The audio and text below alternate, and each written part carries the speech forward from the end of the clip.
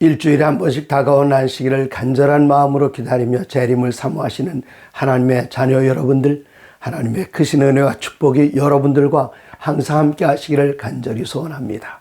우리들은 이번 한 주 동안 하나님의 선교, 나의 선교에 대해서 공부하고 있습니다. 오늘은 그 네 번째 시간으로 하나님의 선교에 동참함, 특별히 구약성경에 기록된 아브라함이 하나님의 선교에 어떻게 동참하게 되었는가를 여러분들과 함께 나누겠습니다. 먼저 창세기 18장에 기록된 말씀입니다. 1절입니다. 여호와께서 마므리에 상수의 나무들이 있는 곳에서 아브라함에게 나타나시니라. 하나님께서 아브라함에게 나타나실 때에 하나님의 모습으로 나타나지 않으셨습니다. 그냥 여러분과 저와 똑같은 인간의 모습으로 나타나시되 아주 잘생긴 미남으로 나타나지도 않으셨을 겁니다. 그냥 평범한 길 가는 사람의 모습으로 하나님께서 아브라함에게 나타나셨습니다. 이때 아브라함은 어디에 있었습니까? 18장 1절 계속 읽습니다. 날이 뜨거울 때에 그가 장막문에 앉아 있다가 눈을 들어본 즉 사람 셋이 맞은편으로 있는지라 그가 그들을 보자 곧 장막문에서 달려나가서 영접하여 몸을 땅에 굽혀 이르되. 얼마나 아름다운 모습입니까? 여기 팔레스타인 지방을, 유대 지방을 혹시 방문해 보신 분들이 여러분 계시겠습니다만은 그 햇살이 너무나 따갑습니다. 그래서 한국인들은 그곳에 갈 때 여자분들은 양산을 받치고 하고 남자나 여자나 할 것 없이 얼굴에다 두껍게 선블락 크림을 바르고 그리고 갑니다. 그리고 이 팔에는 기다란 토시를 끼고 다른 나라 사람들은 하지 않은데 한국 분들은 유난히 그렇습니다. 양산 쓰고 또 팔에는 토시라고 얼굴에는 선블락을 바르고 그런 곳인데 아브라함이 저 나무 그늘에 앉아 있거나 아니면 천막 속에 들어가 해가 쨍쨍 내리쬐는 그 시간에 편안하게 있는 것이 아니라 이 시간에 길을 가는 사람이 있다면 그 뙤약볕 밑에서 얼마나 목마르고 얼마나 피곤하고 그 다리가 얼마나 아플까. 그리고 그런 생각을 한 아브라함은 나무 그늘에 편안히 앉아서 지나간 사람을 보는 것도 아닙니다. 그의 친절은 공격적이었습니다. 나가서 눈이 뚫어지게 사방을 살펴보는데 저쪽에서 3명의 나그네가 지나가는 것이 보였습니다. 그냥 지나가게 내버려두지 않고 그는 달려나갔습니다. 옛날 우리나라 표현을 한다면 버선발로 뛰어나갔다고 할까요? 아니면 맨발로 뛰어나갔습니다. 뛰어나가서 이 3사람을 붙들고 그가 간청하는데 그 모습을 보십시오. 그 장막문에서 달려나가 영접하며 몸을 땅에 굽혀 이르되. 그가 이 폴더폰 인사를 하는 겁니다. 이 폴더폰이 이 90도 각도로 쫙 숙여지지 않습니까? 그가 90도 각도로 숙여서 인사를 하는데 이 아브라함은 그 당시에 1000여 명의 식솔들을 거느린 가장이었습니다. 이 1000여 명을 혹시 군대로 표현하면 얼마나 될까요? 그 40여 명이면은 어느 정도 되지요? 한 소대장 정도 됩니까? 한 120명 되면은 대대장쯤 됩니까? 아니면은 중대장쯤 되죠? 120명이면은 그거보다 한 400여 명이면은 대대장쯤 되지요? 그거보다 한 1000여 명이면은 이 연대장급인데 우리나라 계급으로 하면 장군 되기 바로 밑에 있는 연대장급 정도 되는 그 수많은 인구를 거느리고 있는 식소를 거느리고 있는 그가 족장이었는데 지나가는 낯선 3사람, 특별히 보이지도 않은 그 3사람을 향하여 허리를 굽혀서 절을 했습니다. 얼마나 겸손한 사람입니까? 그래서 이 선교할 때에 첫 번째 사람을 접근하는 건 아주 오만하게 내가 이런 걸 가지고 있는데 줄까 말까 그런 태도가 아닙니다. 아주 겸손하게 자기 자신을 낮출 수 있는 만큼 최대한 낮추면서 사람을 접근하는 그 시도. 여기서 선교를 위해서 배울 교과가 있습니다. 겸손했습니다. 또 그는 이르되 주여 내가 주께. 그 사람을 이렇게 지나가는, 나는 위대한 족장인데 지나가는 사람들 뭐 이렇게 대단해 보였겠습니까만은 그분들을 볼 때에 요즘 말로 하면 선생님 아마 그렇게 했을 것이죠. 그 당시에 주여 가장 높이는 상대방에 대한 경칭이었습니다. 주여 내가 주께 은혜를 입어 싸우면 원하건대 종을 떠나 지나가지 마. 자기 자신을 종이라고 그래요. 이 거대한 천여 명의 식소를 거느린 족장인데 자기 자신을 낮춰서 종이라고 이야기합니다. 자기 자신을 낮추는 이 겸비한 태도, 이것이 바로 선교인의 자질 가운데 하나입니다. 4절, 물을 조금 가져다가 당신의 발을 씻으시고 나무 아래서 휴식을 취하십시오. 그러면 저는 뭘 할까요? 떡을 조금 가져오리니 당신들의 마음을 상쾌하게 하신 후에 지나가소서. 당신들이 종에게 오셨습니다. 제가 준비하는 동안 여기 스낵을 가지고 올 테니까 좀 군것질 이것 좀 즐기시는 동안에 제가 준비하겠습니다. 6절, 아브라함이 급히 장막으로 가서 사라에게 이르되 고운 가루 세 스아를 가져다가 반죽을 하여 떡을 만들라고. 지금 천여 명의 식소를 거스린 족장의 아내면은 이건 여왕 같은 존재입니다. 다른 종들에게 이 손님들 위해서 뭘 맡기지 않았습니다. 아내에게 직접 맡겼습니다. 그래서 전도를 하려면은 접근성이 좋아야 됩니다. 우리가 전도하러 나갔을 때에 그냥 찬바람이 쌩쌩 불어서 감히 접근하기 힘들다. 그럼 어떻게 전도하겠습니까? 그 사람들이 우리에게 접근하기 전에 먼저 접근했습니다. 저는 전도할 때 지나가는 사람들에게 한참 동안 가다가 이야기하는 것이 아니고, 비행기를 탔을 때에 한참 동안 가다가 말 붙이는 것이 아니고 그냥 보자마자 먼저 안녕하십니까? 같이 여행하게 됐네요. 반갑습니다. 먼저 말을 걸어요.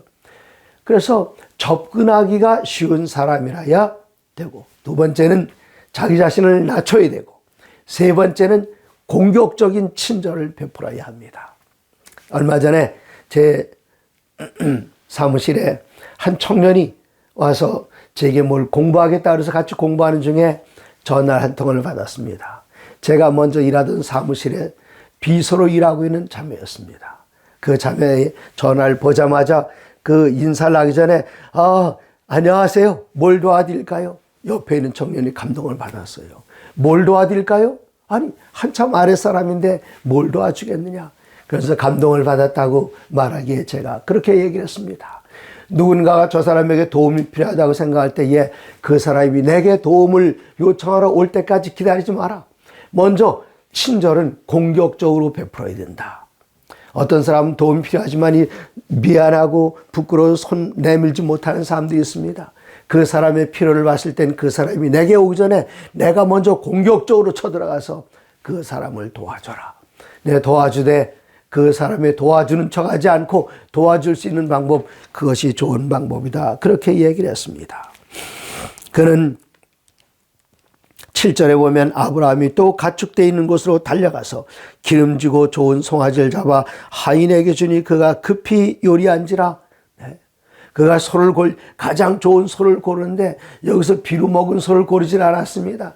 가장 잘생기고 가장 살찌고 가장 먹음직스러운 그 소를 직접 골라서 직접 잡았습니다.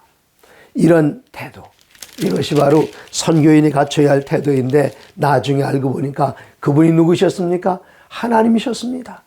어딜 향해 가는 하나님이셨습니까? 소돔을 향하여 소돔을 멸망시키러 가는 하나님, 그리고 두 천사들이었습니다. 이때 아브라함이 공격적인 친절을 베풀지 못했더라면 그 뒤에 이어지는 이야기는 나오지 않았을 것입니다. 하나님께서 말씀하시기를 18장 20절, 여호와께서 또 이르시되 소돔과 고모라에 대한 부르짖음이 크고 그 죄악이 심히 무거우니 내가 이제 내려가서 그 모든 행한 것이 과연 내게 들린 부르짖음과 같은지 그렇지 않은지 내가 보고 알려하노라. 여기서 하나님의 그 사랑을 우리가 볼 수 있습니다. 하나님께서 뭐 가봐야 아시겠습니까? 그 전에 다 아십니다만은 현장에 가서 그들을 그래도 좀 용서해주고 좀 더 형벌을 유예시킬 뭐가 건덕지가 조금이라도 보이면 그렇게 하시려고 직접 그 현장을 방문하셨습니다. 22절, 그 사람들이 거기서 떠나 소돔으로 향하여 가고 아브라함은 여호와 앞에 그대로 섰더니 하나님께서는 아브라함 앞에 그대로 계셨고 두 천사들은 이제 곧장 소돔을 향하여 떠났습니다. 이때에 아브라함은 가까이 나아가 이르되 주께서 의인을 악인과 함께 멸하려 하시나이까. 어떻게 거기에 의인들이 좀 있을 텐데 그 악인들 다 죽을 때에 의인들도 다 죽는 것 아닙니까? 어떻게 의인들 악인들하고 같이 다 멸하려 하십니까? 거기에서 의인 50명 있어도 멸망시키시겠습니까? 여기 그가 하고 싶은 말은 이 말입니다. 24절 그 성중에 의인 50명 있을지라도 주께서 그것을 멸하시고 그 50 의인을 위하여 용서하지 아니하시겠나이까? 여기서는 의인의 구원도 구원이지만 그 안에는 모든 죄인들, 여기 의인 50명이 있으니 그 나머지를 좀 용서해 주시면 안 되겠습니까, 하나님? 여기서 아브라함이 보여주는 사랑의 마음이 있습니다. 아브라함이 그 소돔과 고모라 성에 있는 사람들 누굴 알긴 합니까? 아는 집이 있다면은 자기 조카 롯 그 가정밖에 없고 나머지는 다 모릅니다. 거기에서 행해지는 그 악에 대해서 아브라함이 넉넉히 알고 있었을 것입니다. 그럴지라도 그 사람들을 죽는 것을 그래도 한순간이라도 하나님을 영접할 수 있는 기회가 있을 때까지 좀 붙들어두기 위해서 그 50명 때문에 나머지 다 죽이실 50명인데 나머지 다 죽이실 것입니까? 그 50명에 있는 것을 인해서라도 그들에게 은혜를 베풀어 주시면 안 될까요? 선교의 마음은 이 마음 가운데 사랑이 있기 전에는 갈 수가 없습니다. 우리가 일본에 선교사들 많이 보냈었습니다. 일본에 선교사를 갈 때에 옛날 일제시대에 일본 사람들이 우리나라에 와서 35년 동안 얼마나 압제하고 고통스럽겠습니까? 그거 기억하면서 이를 부득부득 갈고 있다면 선교 못합니다. 그러나 그리스도의 사랑이 나를 강권하시기 때문에 가지 않고는 견딜 수 없습니다. 내 원수를 사랑하라. 일본 사람들이 우리에게 원수가 아닙니다. 그리스도 예수께서 위하여 돌아가신 귀한 영혼들입니다. 아브라함 마음 가운데 이 사랑이 넘쳤습니다. 그래서 선교할 수 있는 자격과 조건은 내 안에 하나님의 사랑으로 가득 차게 될 때에 원수도 용서할 수 있고 그들을 위하여 기도할 수 있고 그들에게 사랑을 베풀어 하나님의 은혜의 말씀을 증거할 수 있습니다. 그런데 이 소돔에서 그런 특별한 사람을 아브라함은 특별한 사람을 기억합니다. 창세기 14장에 보시면은 신할 땅 아므라벨과 신할 왕 아므라벨, 함무라비 왕입니다. 우리 함무라비 법전 아시죠?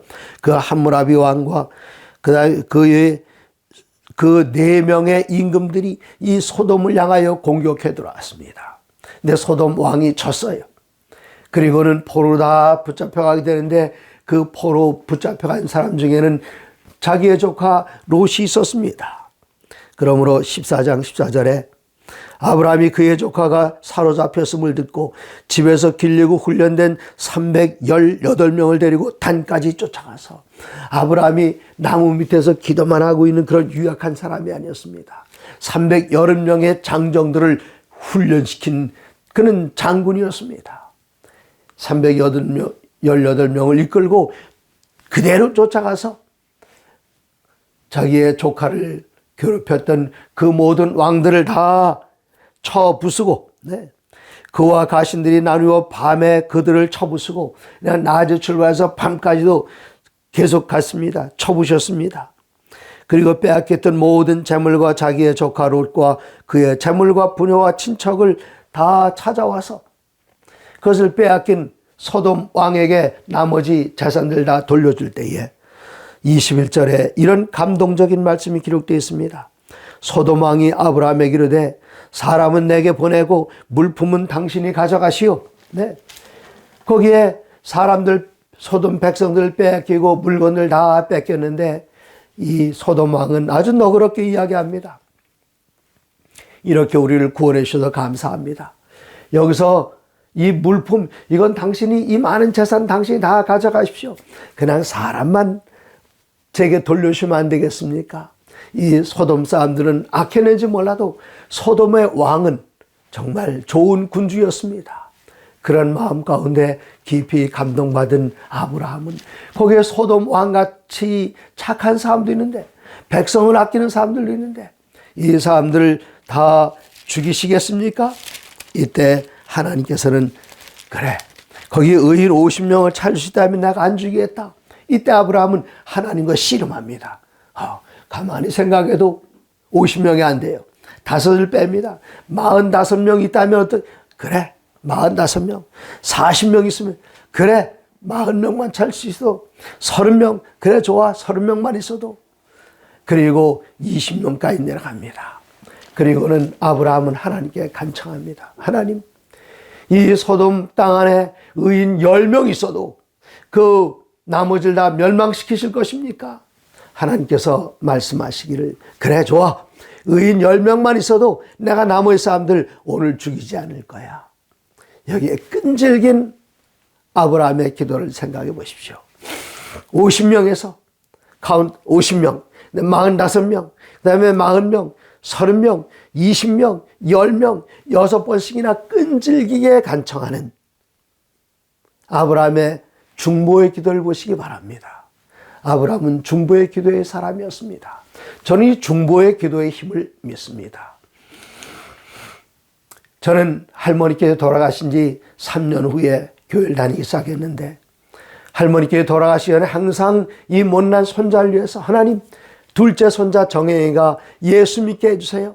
어느 날 기도를 들어보니까 할머니께서 기도하시길 하나님 정혜이가 예수 믿고 목사 되게 해주세요. 제가 오늘 여러분들에게 이렇게 말씀 전하는 건 왜 그런 줄 아십니까? 저희 할머니께서 저를 위하여 중보 기도를 드리셨기 때문에 그 결과입니다. 제 아들이 앤드루 신학대학 다니고 작은 아들은 신학과를 졸업하고 군대에서 복무하고 있을 때였습니다. 근데 이 아이들이 한국에 와서 목회를 해야 되는데 한국에 와서 목회를 하면 지금은 또 그렇습니다만 그때는 지금보다 목회에 나오는 경쟁률이 더 심했어요. 내가 한국 가서 시험을 와서 학교에서 목회를 나오게 되면 혹시 다른 사람들이 너희 아버지는 어디에 앉아 있지? 네.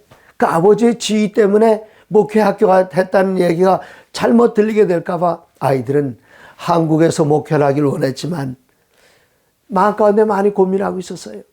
그때 작은 아들이 제 아내에게 와서 이야기를 했답니다. 엄마, 난 이제 그때 제 아들은 작은 아들은 사령관 통역병으로 있었습니다.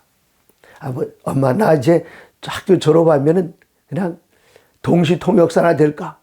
제가 그날 저녁에 그 일 듣고 깜짝 놀랐습니다. 아들에겐 한마디도 하질 않았어요. 그 아들들이 두 아들 다 엄마 뱃속에 있을 때 저는 매일 저녁 제 아내의 배에다 손을 얹고 하나님 이 아이들을 하나님께 드립니다. 말씀의 종으로 사용해 주시옵소서 그렇게 기도드렸던 이 아들들이 다른 일 하겠다고요. 큰아들도 방황하고 있었습니다.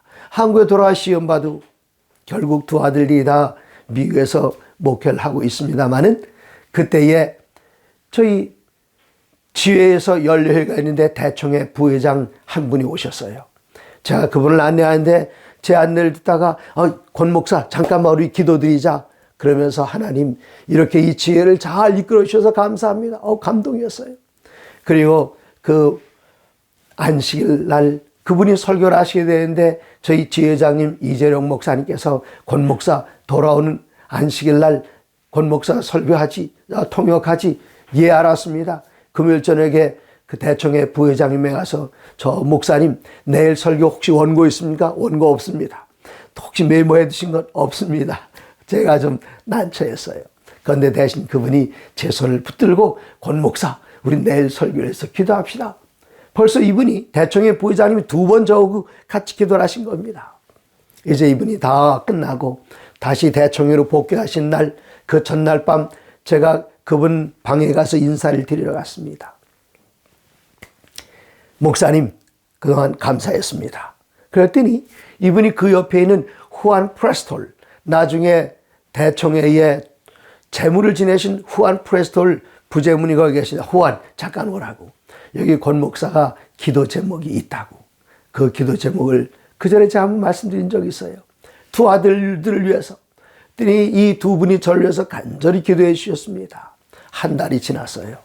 그리고 이분이 제게 이메일을 쓰셨습니다. 권 목사, 내가 이 두 아들들을 위해서 지금도 기도하고 있는데 행동에 변화가 없느냐? 제가 깜짝 놀랐어요. 제 아내가 어느 날 제게 말하길 여보, 아이를 데리고 작은 아들 데리고 백화점에 옷을 사주러 갔더니 그 아들이 말하기를 엄마, 미시간에서는 이렇게 좋은 옷 필요 없어요. 그 얘기를 하더랍니다. 제가 밤에 깜짝 놀랐어요. 미시간 하면은 앤드루스 대학교 신학대학원 아닙니까? 이 아이가 동시통역사의 마음을 적었습니다. 아니, 동시통역사, 돈은 잘 벌 수 있습니다만은 여기 사장과 다른 회사의 사장과 다른 나라에서 온 바이오와 함께 서로 이야기를 할 때에 혹시 우리 사장이 바가지를 씌워도 이거 잘못됐다는 건 알아도 통역은 그 사람의 말을 이게 사실이든 거짓말이든 그대로 옮겨야 되는 것이 통역인데 거짓말도 통역하게 된다면 누군가의 손해를 입히게 될 텐데 왜 그걸 해야 되는가. 제가 고민 많이 했지만 아들에게는 한마디도 말하지 않고 기도드릴 뿐이었습니다. 그런데 놀라운 사실은 대총회 부회장님께서 한 달 전에 제가 부탁드렸던 그 기도의 제목을 지금도 기도드리신다는 깜짝 놀랐어요. 그 기도는 벌써 응답받았습니다. 그리고 두 아들들이 이제 목회에 다 나와서 미국에서 목회를 잘하고 있습니다. 아들이 결혼할 때에 이 부회장님께서 나중에 대총회 회장이 되셨어요. 지금 테드 윌슨 목사님 이야기입니다. 그 결혼한다는 얘기를 듣고는 아들에게 성경에다 글을 써서 주셨습니다. 명, I prayed for you. 내가 너를 위하여 기도드렸다. 여기 중보 기도에는 파워가 있습니다. 아브라함은 중보 기도의 사람이었습니다. 여러분 구도자가 있습니까? 그 구도자에게 먼저 접근하기 전에 그를 위하여 기도드리십시오. 그리고 접근하는 동안에 나를 낮추고 겸손한 자세로 접근하고 그가 내게 오기 전에 내가 먼저 접근하고 그에게 친절로서 다가가고 그를 도울 수 있는 방법이 무엇인가를 다 도운 다음에 그에게 복음을 이야기할 때 그는 받아들일 것입니다. 중보기도, 여기에는 힘이 있습니다. 중보기도의 파워입니다. 이제 19장 1절에 보시면은 저녁 때 그 두 천사가 소돔에 이르니 이게 살려가는 두 천사가 소돔에 갔습니다. 마침 롯이 소돔 성문에 앉아 있다가 성문에 앉아 있다. 옛날 고대 이스라엘에서는 성문에 누가 앉아 있는가 하면은 그 성 안에서 일어나는 크고 작은 일로 인해서 다툼이 있는 경우에 재판하는 장로들이 거기 앉아 있었습니다. 그리고 지도자들이 그 안에 앞에 앉아 있었습니다. 지금 롯은 소돔에 가서 장로의 자격을 가진 지도자였던 것 같습니다. 그가 성문에 앉아 있어서 이 뙤약볕 내리쬐는 그 성문에 앉아 있는데 이유는 무엇인가 하면 혹시 우리 성 앞에 지나가는 누가 있으면 내가 대접해야겠다 그런 생각을 가지고 성문에 앉아 있었습니다. 지위가 높은 사람이었습니다. 1절 19장 1 뒷부분에 보면 그 두 사람 그들을 보고 아직 천사인지 누군지 모릅니다. 그냥 보통 사람이었습니다. 일어나 영접하고 땅에 엎드려 절하매. 그 집 사람들 정말 이 허리가 부드러운 사람들이에요. 아브라함도 절했다 그랬죠. 아브라함의 조카도 낯선 사람들 보고 절했다 그랬죠. 친절을 아마 여기 롯의 할아버지 데라 또 아브라함의 아버지 데라 그러니까 이 가정교육을 그렇게 잘 시켰던 것 같아요. 아들도 그랬고 손자도 그러고 지나간 사람들 맞이하기 위하여 공격적으로 친절을 베풀고 겸손하게 머리 숙여 절하고 이릅니다. 종의 집으로 들어와 발을 씻고 주무시고 일찍이 갈 길을 가소서. 그들이 제가 그 옆에다가 여기 성경에다 뭐라고 썼는가 하면 간 큰 남자 그렇게 썼어요. 무슨 남자요? 간 큰 남자. 손님을 우리 집에 들어와서 재우고 먹이고 하는 것 이거 요즘은 누가 결정합니까? 남자들이 결정하지 않고 여자들이 결정합니다.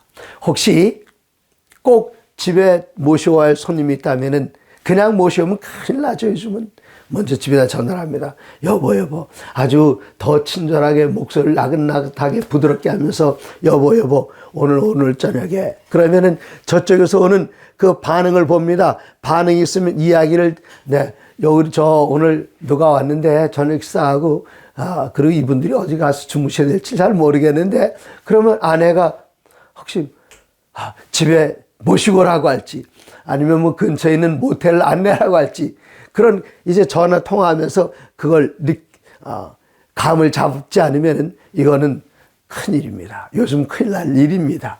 그러나 이게 제가 요 성경 여백에다 뭐라고 썼는가 하면 롯, 간 큰 남자, 간이 큰 남자, 간이 부어서 배 밖으로 나온 남자인지도 모릅니다. 요즘으로 치면 말입니다. 우리 집에 들어오십시오. 그리고 집에 모시고 와서는 그들을 위하여 식탁을 베풀고 무교병을 구우니 그들이 먹으니라. 그들이 눕기 전에 동네 사람들이 와서 여기 잘생긴 남자 두 사람이 오는 것을 보고 남자들 문을 두드립니다. 그 두 남자 이끌어내라. 우리가 그들과 함께 관계하리라. 이 소돔은 남색으로 동성연애로 유명한 것입니다. 그래서 이 소돔성이 멸망당했습니다. 그런데 이때 롯은 어떻게 합니까? 우리 집에 들어온 그 손님을 보호하기 위해서 우리 집에 아직까지 남자를 알지 못하는 수처녀 딸 둘이 있는데 딸 둘을 너에게 주겠다. 너희가 마음대로 해라. 이 세상에 요즘 그런 아버지가 어디 있습니까? 네. 그 바깥에 그냥 이 밤에 나가면은 그냥 끔찍한 일을 당할 텐데 딸들을 내주겠다. 이 친절도 이 정도 친절되면 구원받을 수 있는 분들 아니겠습니까? 물론 친절로 구원받는 것은 아닙니다만은 하나님을 경외하는 이 집에 이런 친절이 있었습니다. 마침내 이 가정이 구원받게 되지 않습니까? 소돔과 고모라에 있는 모든 사람이 다 죽었습니다. 천사가 4사람은 끌고 오다가 한 사람은 놓쳤습니다. 롯의 아내였습니다. 3사람이 구원받았어요. 우리가 사랑을 베풀고 한다고 할지라도 구원받는 일이 이렇게 구원한 일이 쉽진 않습니다. 그러나 이 도시에서 3사람이 구원받은 것, 예수님께서는 말씀하시기를 인자의 때는 롯의 때와 같다 그렇게 말씀하셨습니다. 이것은 소돔 사람이 다 죽었다가 아니라 소돔같이 악한 도시에서도 구원받을 사람들이 적지만 있다는 사실이요. 이 세 사람 10사람만 있었어도 7사람만 더 있었어도 하나님께서는 소돔성을 멸망시키지 않으셨을 텐데 이 도시에 10명의 성도들이 하나님을 진심으로 섬기고 있다면 이 도시가 지금도 존재하고 보호받는 그 이유가 있다면 바로 10분의 그 성도님들이란 사실을 기억하시면서 여러분 믿음을 더하시고 성도의 숫자를 늘리시기 바랍니다. 여기 아브라함에게서 배워야 할 여러 가지 많은 교훈들이 있습니다. 아브라함을 불러내실 때에 12장 1절에서는 여호와께서 아브라함에게 이르시되 너는 너의 고향과 친척과 아버지의 집을 떠나라. 내가 지금 편안한 그곳을 떠나라. 어디로 갈까요? 내가 네게 보여줄 땅으로 가라. 자, 이런 곳인데 가서 살래? 하고 미리 이야기해 주는 것이 아니라 보여줄 땅으로 가라. 저는 선교사들 모집하고 훈련시키고 파송하던 일을 여러 해 동안 한 사람입니다. 어느 분에게 전화를 걸면은 항상 그래요. 어디로 가지요? 그걸 첫 번째 묻습니다. 그런데 아브라함은 어디로 보내실 겁니까? 묻질 않으시고 먼저 이야기도 안 하시고 내가 보여줄 땅으로, 미래입니다. 앞으로 보여줄 땅으로 언제 보여줄 건데요? 떠나라 우선. 그런데 아브라함은 12장 4절에 오면 이에 아브라함이 여호와의 말씀을 따라갔고, 근데 아브라함 혼자만 가는 게 아니라 아니 하나님께서 가라 그러셨으면 작은아버지 저도 따라갈게요. 누가 그랬죠? 롯도 그랬습니다. 롯도 믿음의 사람이었습니다. 이에 아브라함이 여호와의 말씀을 따라갔고 롯도 그와 함께 갔으며 아브라함이 하란을 떠날 때에 75세였더라. 여기 하나님의 부르심이 있었고 그는 순종하는 사람이었습니다. 부름받아 나서니 몸 어디든지 가오리다. 신학교 1학년 때 그 노래를 열심히 불렀습니다. 근데 신학교 4학년 되면 다 그런 건 아니지만 저희 때에 저는 그렇게 노래를 불렀어요. 부름받아 나서니 몸 눈치 보아 가오리다. 신학생들 4학년 때 유행하는 농담입니다. 물론 지금 헌신한 젊은 청년 전도사님들이 부름받아 나서니 그냥 제발 불러주기만 하십시오. 어디든지 가겠습니다. 그렇게 이야기를 합니다.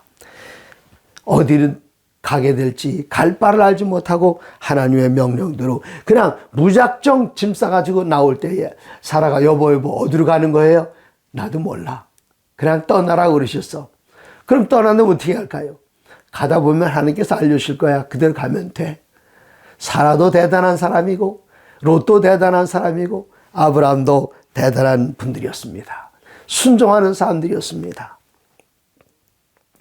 자, 그 다음에 13장에 보시면은 13장 5절입니다.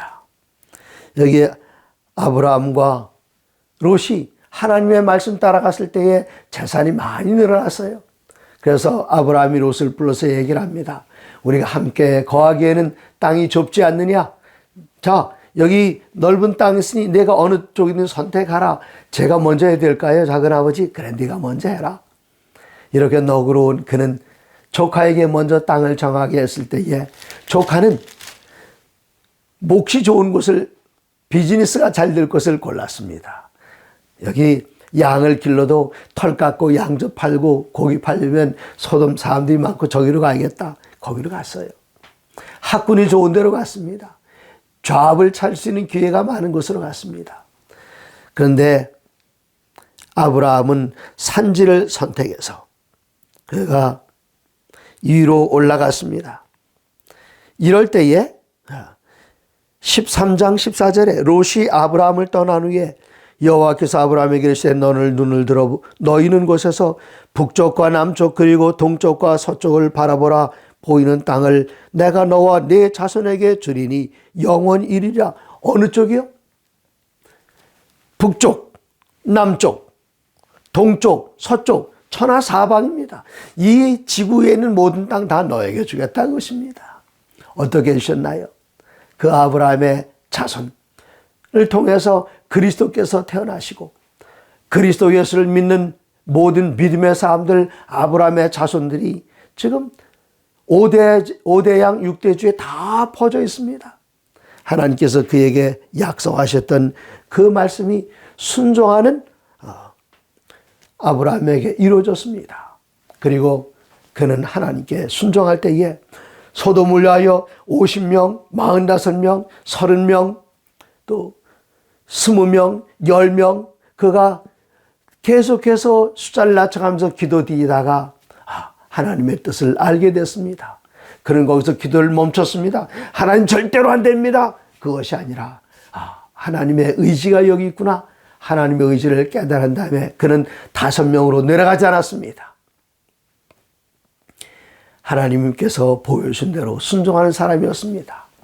이 아름다운 선교자 또 전도자로서의 복음을 전하는 자로서의 자질들을 여기 아브라함과 롯으로부터 오늘 배웠습니다. 첫째는 공격적인 친절입니다. 자기 자신을 낮추는 태도입니다. 그리고 그 사람들에게 접근하기를 기다린 것이 아니라 사람들에게 접근하기 쉽게 내 자신을 풀어놓고 그들에게 접근하는 것입니다. 친절을 베풀고 이러한 모든 덕목들이 하나님의 선교를 대신하는 나의 선교, 그분의 선교를 이루는 그의 좋은 덕목들이 되겠습니다. 사랑하는 성도 여러분, 하나님의 모든 말씀으로 사시기 바랍니다. 감사합니다.